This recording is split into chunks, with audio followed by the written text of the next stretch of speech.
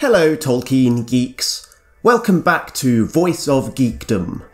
This is my long-running playlist series on Tolkien's book, the Silmarillion. Last time we read about the final meeting between Ulmo, the Valar who is called the Lord of Waters, and Turgon, Fingolfin's younger of his two sons, the future king of Gondolin. Ulmo gives the elf a final task before moving into his new city. He must leave behind a magnificent suit of armour and sword for a mysterious unnamed traveller who will one day find them there. We then cut over to Menegroth, Thingol's capital of the realm of Doriath, where Galadriel has become a friend to Melian while she was a guest of the Queen. Melian was suspicious of the true motives for the return of the Noldor, and questioned Galadriel, who reveals both the death of Finwë, her grandfather, and the Noldor's defiance of the Valar, though no details of either the Oath of Feanor or the Kinslaying at Alqualondë. Melian tells her husband, the king of the Sindar, everything that she knows about the Silmarils, and then warns him against trusting the sons of Feanor. We begin reading again from the next paragraph directly after the last conversation between Melian and Thingol. The narrator tells us that rumours were spreading about the return of the Noldor far outside of Thingol's court, with word of these rumours even reaching Círdan the shipwright on the coast. Just like Melian, Círdan clearly already has his own, probably very shrewd suspicions about the princes of the Noldor, due mainly to his observations on what is referred to here as the jealousy of their houses, which obviously has been well established up until this point. If the sons of Feanor had been intent on keeping their evil deeds in Valinor quiet, then they clearly need to take some lessons in diplomacy, at which Círdan is evidently a skilled hand. The narrator emphasises Círdan's great wisdom, which is demonstrated again by his open-mindedness about the source of these rumours and stories about the Noldor. The narrative takes the very affirmative historical view that Morgoth and his agents were the main source of the stories, and although he leans towards blaming the sons of Feanor for the lies themselves, Círdan apparently shows some admirable skepticism. We were told that Círdan perceived swiftly that, true or false, the rumours were put about at this time through malice. If only the leaders of the Noldor had had such insight when Morgoth was manipulating the sons of Finwë back in Chapter 7. Nevertheless, Círdan tips off his king about the rumours and lies which were spreading about the Noldor, and when the message reaches him, Thingol decides to confront the sons of Finarfin. It chanced that at that time, the sons of Finarfin were again the guests of Thingol, for they wished to see their sister Galadriel. Then Thingol, being greatly moved, spoke in anger to Finrod, saying, "Ill have you done to me, kinsman, to conceal so great matters from me, for now I have learned of all the evil deeds of the Noldor." But Finrod answered, "What ill have I done you, lord?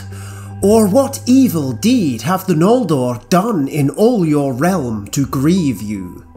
Neither against your kingship, nor against any of your people have they thought or done evil."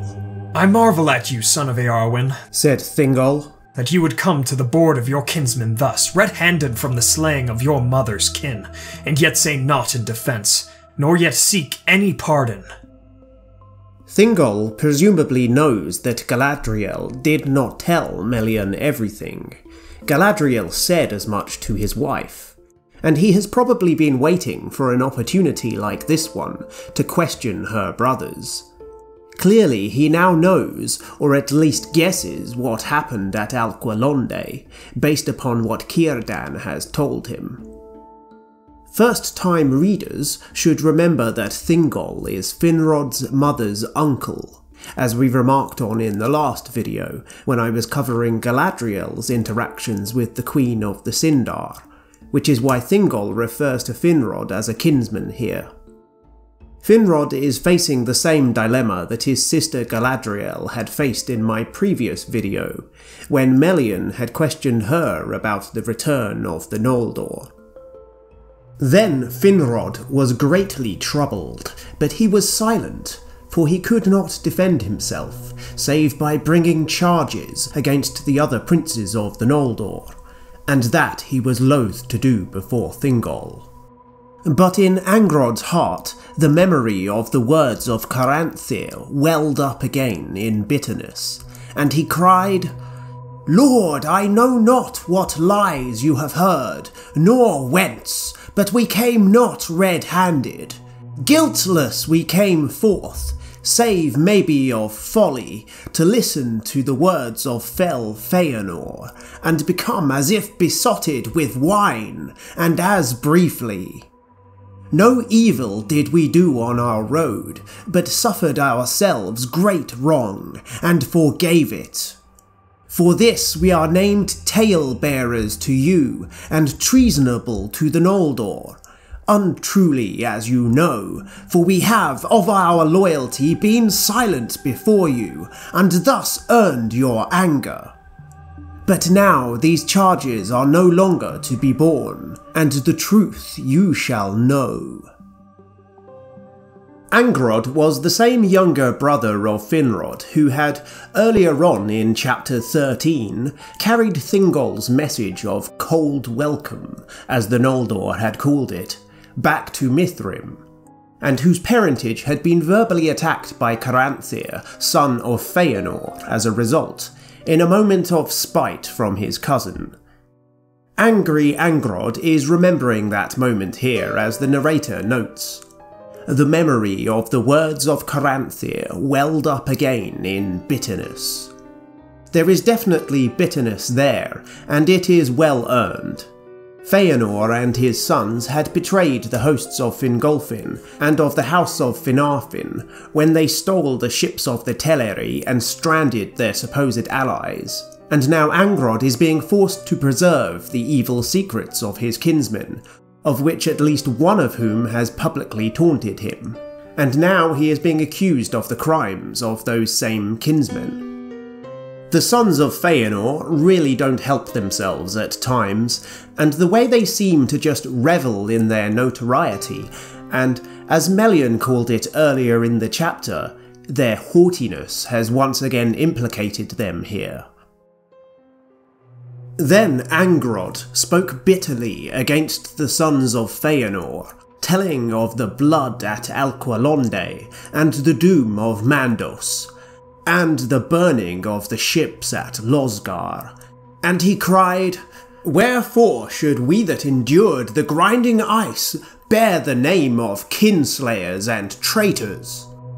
"Yet the shadow of Mandos lies on you also," said Melian. But Thingol was long silent ere he spoke. "Go now," he said, "for my heart is hot within me. Later you may return if you will, for I will not shut my doors forever against you, my kindred, that were ensnared in an evil that you did not aid. With Fingolfin and his people also I will keep friendship, for they have bitterly atoned for such ill as they did. And in our hatred of the power that wrought all this woe our griefs shall be lost.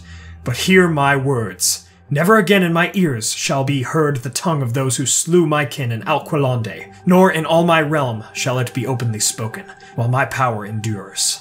All the Sindar shall hear my command, that they shall neither speak with the tongue of the Noldor, nor answer to it. And all such as use it shall be held slayers of kin and betrayers of kin unrepentant." This notion of banning a language may seem strange as a punishment to some modern readers, but students of real-world history will know that there is a lot of precedent for such an action. The English, mostly successfully, tried to systematically eliminate the languages of Welsh, Scots Gaelic and Irish for many years, until the 20th century really, when efforts began to be made to preserve those regional languages. During World War I, in which Tolkien himself fought, German speaking was banned in many states, and even in recent times we see that Kurdish is a banned language in many parts of the Middle East. History is littered with various other examples. What Thingol is doing here is attempting a kind of linguistic genocide. That may even seem a harsh description to some of you, but the term fits. He is deliberately trying to homogenize the Noldor as a minority group within Beleriand. To give Thingol credit, although this may seem a knee-jerk reaction, this is probably a calculated move, something he may have even been thinking about for a long time, before confronting Finrod and his siblings. No one would dare call his ruling unjust. Feanor and his sons did murder several of his relatives, and the rest of the Noldor did attempt to hide that fact. I'd like to also take a moment to recognise that, in the context of the creation myth that we've been reading in this book up until now, this chapter, and also chapter 13 before it, which this one is largely a sequel to, saw the birth of politics, or rather the invention of foreign policy at least. Never before have two rival civilizations settled in bordering territories with this kind of tense and fractious relationship. It's not quite stated, but there is a sense in which Thingol is waging a slow cultural war for the dominance of Sindarin culture in Middle-earth in his judgment here. And if so, it's quite an effective one. By the time we get to the Third Age, and the time of the Lord of the Rings, Sindarin and Westeron names only dominate the map of Middle-earth, including, in particular, the remnants of Númenórean culture.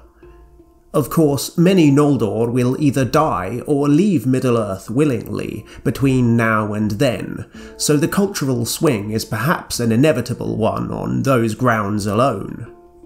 In any case, as the closing narrative in this chapter notes, Quenya will remain a language of law, and only amongst the Noldor, but was not spoken openly within the realms of the Sindar. Rather like how Latin persists today as a language of law, used for scientific classifications, especially within the fields of biology and medicine, but no longer spoken aloud outside of either scholarly circles or religious ritual. Of course, Quenya is still spoken in Aman itself by the Vanyar and by the Noldor who stayed, and the surviving Teleri at Alqualonde have their own dialect too. And as for Angrod, this is probably his biggest contribution to history. We will get only one more brief mention of he and the other younger brother, Aignor, in the Silmarillion, before their deaths are reported in one of the later battles in Beleriand. You may have also noted that Orodreth, a fifth child of Finarfin, has been mentioned. He's a special case who we'll talk more about later on. However, I did want to draw your attention to the fact that Aignor has an interesting canonical storyline involving the love of a mortal woman, Andreth, which occurs later on in the timeline than this chapter, more towards the end of the Siege of Angband. This story, which is known as the Athrabeth, was published in Morgoth's Ring, and is one of the most beautiful things Tolkien ever wrote in my opinion. Although it isn't directly related to the plot of the Silmarillion, it gives a lot more context about this character, who is just a name to Silmarillion readers, and also contains a lot of very welcome character development for King Finrod Felagund. As a kind of epilogue to this chapter, we are told that sometime after the completion of Finrod's kingdom of Nargothrond in the year 102, but before the completion of Turgon's Gondolin 14 years later, Galadriel arrives in her brother's new kingdom and lives there for a short time. Her new husband Celeborn is not mentioned. Now King Finrod Felagund had no wife, and Galadriel asked him why this should be. But foresight came upon Felagund as she spoke, and he said, "An oath I too shall swear, and must be free to fulfill it, and go into darkness. Nor shall anything of my realm endure that a son should inherit." But it is said that not until that hour had such cold thoughts ruled him, for indeed she whom he had loved was Amarie of the Vanyar, and she went not with him into exile. So many of the closing paragraphs of Silmarillion chapters are a nod to future events, and this is another one. The oath that Finrod is predicting in his future here is the culmination of his storyline. It is the setup for his role in the Beren and Luthien story. We'll get some more details about Finrod Felagund between now and then, particularly when men begin to show up in Beleriand, so watch out for a bit more about him as we continue to work towards the famous Chapter 19. It's interesting that Finrod was able to foresee his own future in this moment.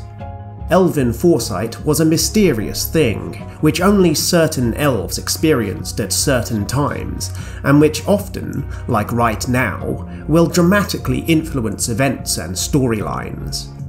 If Finrod had instead allowed himself to forget Amarie of the Vanyar and settle down in Nargothrond, maybe even start a family in Middle-earth, and then he had become too attached to his new kingdom, like we will later see that Turgon is going to do in Gondolin, then perhaps history would not have played out so well for Beren and Luthien on their quest. Finrod and Turgon's storylines parallel each other after their simultaneous dream messages from Ulmo from towards the end of Chapter 13, but we will see them come to very different ends. I'm thinking also here of Ulmo's warning to Turgon from the beginning of this chapter, of course. As for Galadriel, she has one more minor mention in the Quenta Silmarillion in a couple of chapters' time, but this chapter is really her last notable canonical contribution to the events of the First Age. Christopher Tolkien, when compiling the Silmarillion in the years following his father's death, used the latest, mostly completed version of the mythology, which his father wrote in 1937, as a baseline for the published work. Galadriel wasn't invented until The Lord of the Rings, published in 1954 and 1955, so retconning her character into the Silmarillion text presented a challenge for Christopher.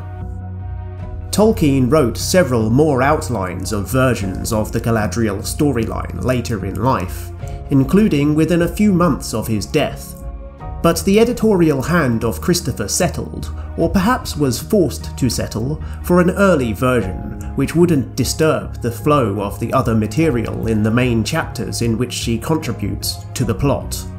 If you're interested in learning more about the Galadriel Silmarillion retcon, I'd recommend first looking at Unfinished Tales, and then at volumes 10 and 11 of the History of Middle-earth series. Thanks again to Yoystan from Men of the West for voicing Thingol, and to Nikoline Bangen for providing the voice of Melian. As always, you'll find links to their social media pages in the description below. We will still get much more from both of these characters in later chapters. Next time, however, we will begin Chapter 16, the story of the origins of Maeglin, which will introduce us to a few other new characters, including Turgon's sister, in the continuation of the Gondolin storyline.